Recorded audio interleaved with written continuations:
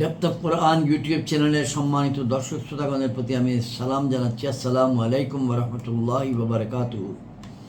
আজকের তারিখটি হলো 10ই নভেম্বর 2025 খ্রিস্টাব্দ, 25শে কার্তিক 1432 বাংলা সন বা বঙ্গাব্দ এবং বাংলাদেশে অনুষ্ঠিত হিজরি ক্যালেন্ডার মোতাবেক 18ই জামাদিউল আউয়াল 1447 হিজরি। আজকে আমরা ডেপথ অফ কোরআন ইউটিউব চ্যানেলের বাংলা ভাষ্যে বা বাংলা ভাষায় 139তম পর্ব উপস্থাপন করব ইনশাআল্লাহ।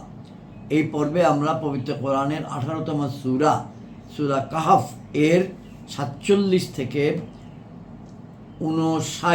47 to 59 আয়াত তেলাওয়াত করব এবং বাংলা অর্থ উপস্থাপন করব ইনশাআল্লাহ। এই 10টি বা 12টি আয়াতে মৌলিক বিষয় যেটা আলোচিত সেটা হচ্ছে যে আমল নামা আমাদের কাঁধের ফেরেশতাগণ আমাদের দৈনন্দিন আমাদের প্রত্যেকটি কর্ম লিপিবদ্ধ করছে। সে আমল নামা আমাদের কর্মকাণ্ডের ইতিবৃত্ত কিয়ামতের মাঠে আমাদের হাতে দেওয়া হবে এবং এই কথাগুলো আমাদের সবাইকে এই পবিত্র কোরআনের এই আয়াতগুলোতে মনে করিয়ে দিচ্ছে। ওই আমল নামা দেখার পর যারা অবিশ্বাসী তারা বলবে এটা কেমনে হলো, এটা কেমনে লিখিত হইল, তখন আফসোস করবে আমি যদি কাজটা না করতাম তাহলে লিখিত হতো না, এই ধরনের কথা।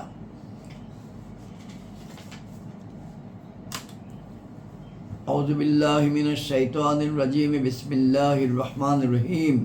আমরা তেলাওয়াতের পূর্বে দরুদ শরীফ তেলাওয়াত করি, কোরআন শরীফ তেলাওয়াতের আগে দরুদ শরীফ করি। আল্লাহুম্মা সাল্লি আলা মুহাম্মাদিন ওয়া আলা আলি মুহাম্মাদিন কামা সাল্লাইতা আলা ইব্রাহিম ওয়া আলা আলি ইব্রাহিম ইন্নাকা হামিদুম মাজিদ। আল্লাহুম্মা বারিক আলা মুহাম্মাদিন ওয়া আলা আলি মুহাম্মাদিন কামা বারাকতা আলা ইব্রাহিম ওয়া আলা আলি ইব্রাহিম ইন্নাকা হামিদুম মাজিদ। আউযু বিল্লাহি মিনাশ শাইতানির রাজিম, বিসমিল্লাহির রহমানির রহিম। আয়াত 47 সূরা কাহাফ থেকে তেলাওয়াত শুরু। وَيَوْمَ نُسَيِّرُ الْجِبَالَ وَتَرَى الْأَرْضَ بَارِزَةً وَحَشَرْنَاهُمْ فَلَمْ نُغَادِرْ مِنْهُمْ أَحَدًا وَأُرِيدُوا عَلَى رَبِّكَ صَفًّا لَقَدْ جِئْتُمُونَا كَمَا خَلَقْنَاكُمْ أَوَّلَ مَرَّةٍ بَلْ زَعَمْتُمْ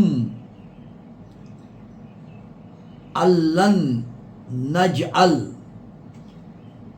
আমি আবার পড়ি, ওয়া উরিদু আলা রাব্বিকা সাফফা লাকাদ জিইতুমুনা কামা খালাকনাকুম আউওয়ালা মাররা বাল জাআতুম আল্লান নাজআলা লাকুম মাউঈদা।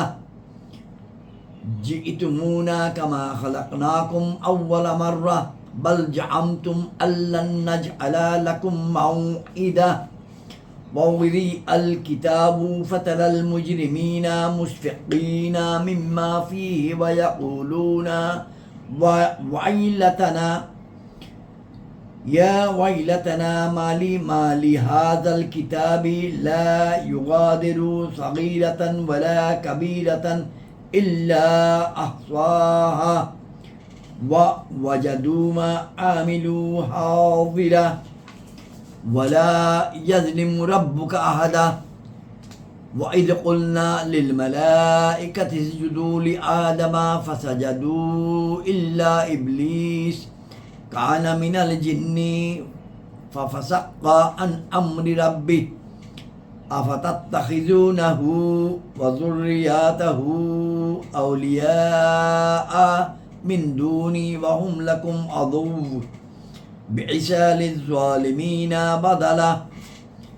ما أشهدتهم خلق السماوات والأرض ولا خلق أنفسهم وما كنت متخذ المضلين عضدا ويوم يقولون دوا شركائي الذين ويوم يقولون ادعوا شركائي الذين زعمتم فداؤهم فلم يستجيبوا لهم وجعلنا بينهم موبقا ورأى المجرمون النار فظنوا أنهم مواقعوها ولم يجدوا عنها مصرفا ولقد صرفنا في هذا القرآن للناس من كل مثل وكان الإنسان أكثر شيء جدلا وما منع الناس أن يؤمنوا إذ جاءهم الهدى ويستغفروا ربهم إلا أن تأتيهم سنة الأولين أو يأتيهم العذاب قبلا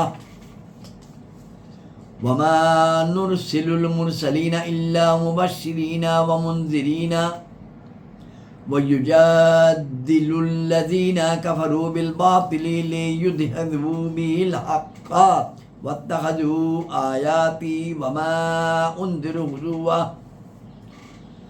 ومن أظلم ممن ذكر بآيات ربه فأعرض عنها ونسي ما قدمت يداه إنا جعلنا على قلوبهم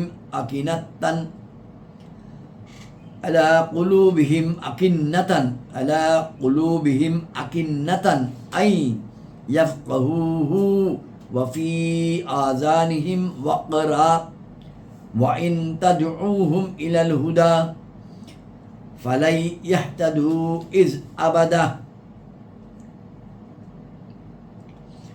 وربك الغفور ذو الرحمة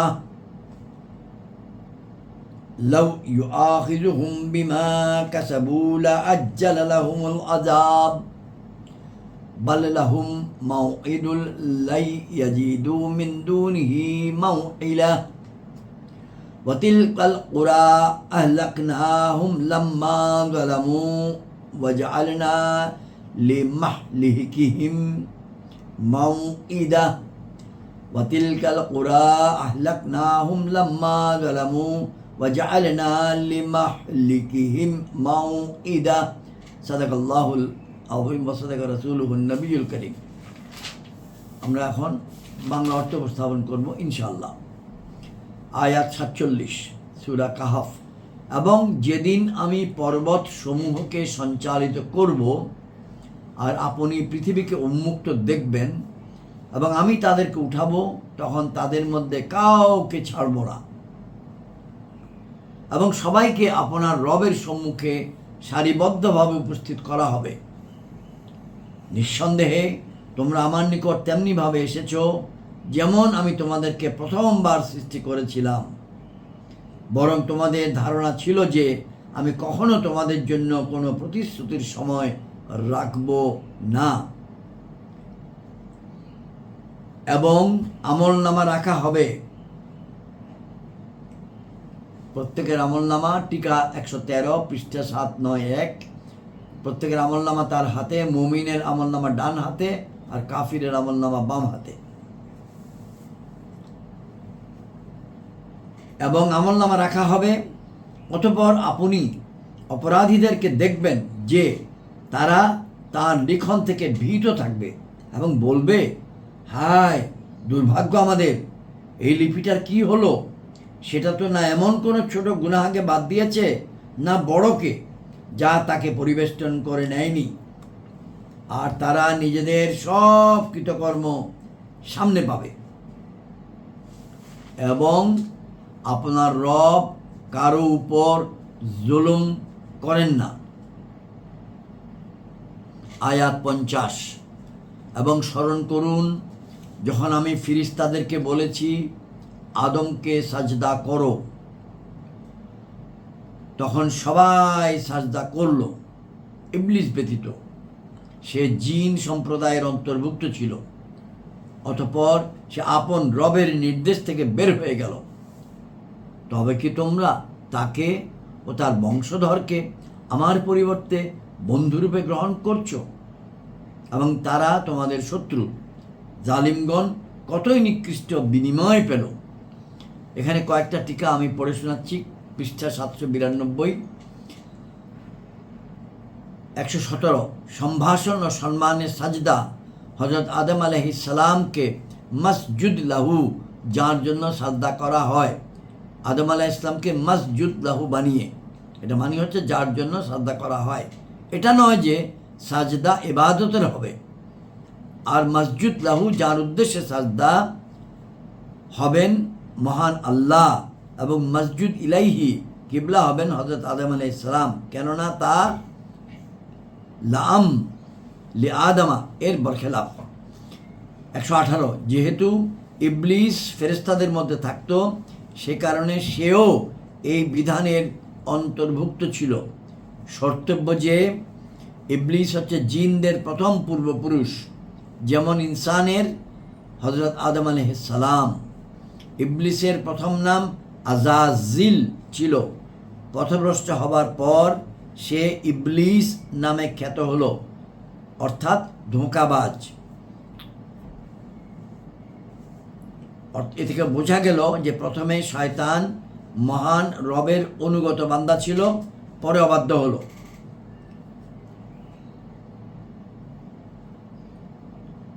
অর্থাৎ আমাদেরকে মনে করিয়ে দেওয়া হচ্ছে টিকাতে, অর্থাৎ জান্নাত তোমাদের ঘর ছিল, আমি তোমাদের ঘর থেকে তোমাদের শত্রুকে তোমাদের খাতিরে বের করেছি। তোমাদের হৃদয় হচ্ছে মহান রবের ঘর, সুতরাং তোমরা আমার ঘর থেকে শয়তানকে কেন বের করে দিচ্ছ না? তোমাদের কারণেই শয়তান আমার শত্রু হয়েছে, অতঃপর তোমরা তাকে তোমাদের বন্ধু বানিয়ে বসেছ। আয়াত 51, না, আমি আসমান সমূহ ও জমিন সৃষ্টিকালে তাদেরকে সামনে বসিয়ে নিয়েছিলাম, না খোদ তাদেরকে সৃষ্টিকালে, এবং না একথা আমার জন্য শোভা পায় যে পথভ্রষ্টকারীদেরকে বাহু বানিয়ে নিব। আয়াত 52, এবং যেদিন বলবেন আহ্বান করো আমার শরীকদেরকে যা তোমরা ধারণা করতে, তখন তারা তাদেরকে আহ্বান করবে, তারা তাদেরকে জবাব দেবে না, এবং আমি তাদের মধ্যস্থলে এক ধ্বংসের ময়দান করে দেব। আয়াত 53, এবং অপরাধীরা দোজখ দেখবে, অতঃপর বিশ্বাস করবে যে তাদেরকে তাতেই পতিত হতে হবে এবং তা থেকে ফেরার কোনো স্থান পাবে না। আয়াত 54, এবং নিশ্চয়ই আমি মানুষের জন্য এই কোরআনের মধ্যে প্রত্যেক প্রকারের উপমা বিভিন্নভাবে বর্ণনা করেছি, এবং মানুষ প্রত্যেক কিছু অপেক্ষা অধিক বিতর্ককারী।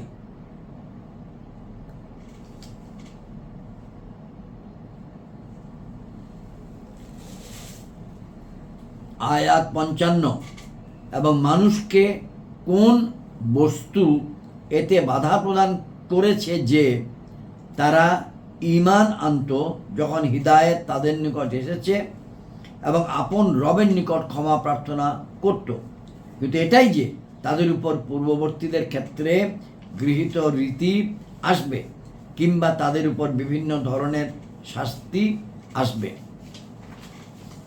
আয়াত 56, এবং আমি রসূলগণকে প্রেরণ করি না কিন্তু সুসংবাদদাতা ও সতর্ককারী রূপেই, এক্সেপ্ট অ্যাজ সুসংবাদদাতা এবং সতর্ককারী।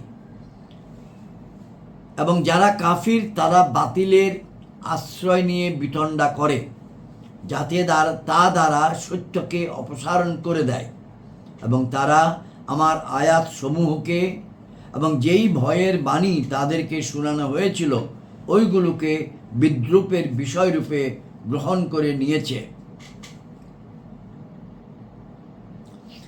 এই আয়াত 56 নম্বর আয়াতে টিকা 132 পৃষ্ঠা 794। এই আয়াতে আল্লাহ তাআলা আপন রসূলগণের অমুখাপেক্ষিতা প্রকাশ করেছেন, অর্থাৎ তাঁদের দায়িত্ব শুধু সুসংবাদ ও সতর্কবাণী শোনানোই, হিদায়াত সৎপথের উপরে নিয়ে আসা তাদের জন্য অপরিহার্য নয়। সুতরাং যদি সমগ্র জাহান পথভ্রষ্ট থেকে যায় তবুও তাদের কিছুই বিগড়ে যায় না, পথভ্রষ্টরা নিজেরাই ধ্বংস হবে। ওইসব হযরত আল্লাহ তাআলার অমুখাপেক্ষিতা রূপে ওইসব হযরত আল্লাহ তাআলার অমুখাপেক্ষিতা রূপী মহামর্যাদার প্রকাশস্থলই হয়ে থাকেন। আয়াত নম্বর 57, তার বাংলা অর্থ, এবং তার চেয়ে অধিক জালিম কে, যাকে তার রবের আয়াতসমূহ স্মরণ করিয়ে দেওয়া হয়, অতঃপর সে তা থেকে মুখ ফিরিয়ে নেয় এবং তার হস্তদ্বয় যা অগ্রে প্রেরণ করেছে তা ভুলে যায়। আমি তাদের অন্তরগুলোর উপর আবরণ করে দিয়েছি যাতে কোরআন না বুঝে, এবং তাদের কানগুলোতে বধিরতা। আর যদি আপনি তাদেরকে হিদায়েতের প্রতি আহ্বান করেন, তবুও তারা কখনো সৎপথ পাবে না। আয়াত 57 বক্তব্যগুলো পবিত্র কোরআন ইতিপূর্বেও এসছে। উদাহরণস্বরূপ সূরা বাকারাতের শুরুর দিকেই আছে, এবং আয়াত 56-তে যে আমি রসুলগণকে প্রেরণ করি না এক্সেপ্ট এস সুসংবাদদাতা এবং সতর্ককারী, এ কথাও অনেকবারই উল্লেখ করা হয়েছে। আয়াত 58, এবং আপনার রব ক্ষমাশীল দয়ালু, আপনার রব ক্ষমাশীল দয়ালু, ওয়া রাব্বুকাল গাফুরু যুর রাহমা, যদি তিনি তাদেরকে তাদের কৃতকর্মের উপর পাকড়াও করতেন তাহলে শীঘ্রই তাদের উপর শাস্তি প্রেরণ করতেন, বরং তাদের জন্য একটা প্রতিশ্রুতির সময় রয়েছে যার সামনে তারা কোনো আশ্রয়স্থল পাবে না। আজকের আলোচনার শেষ আয়াত এই পর্বে, আয়াত 59, এবং এই সব জনপদকে আমি ধ্বংস করে দিয়েছি যখন তারা জুলুম করেছে, এবং আমি তাদের ধ্বংসের একটা প্রতিশ্রুতি রেখেছি। আজকের আলোচনা শেষ। আসসালামু আলাইকুম ওয়া রাহমাতুল্লাহি ওয়া বারাকাতুহু।